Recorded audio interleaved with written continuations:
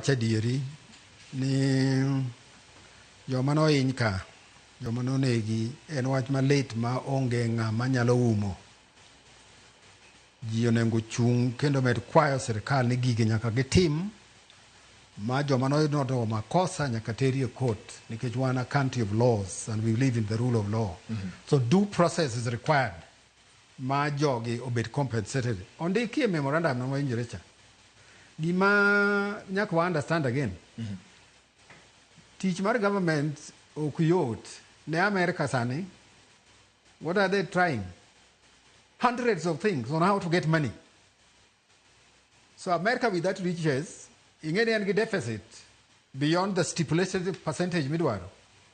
So the same way Kenya or any other country in Africa or Kenya run government without fulfilling deficits budgetary by borrowing or through grants from friends. Mami mago deficit so, kai rem maniti. Yeah, rem maniti ma oknyal generally. Yes. Koro kisomo NADCO report, a big report mawacho weche magiwacho 520 pages.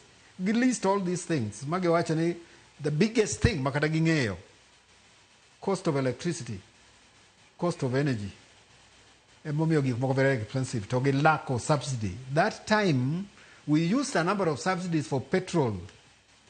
Those subsidies could now not be sustained. Emomiyo kore manyo pesa. So it is right ni government sama gimanyo pesa gi tax ni.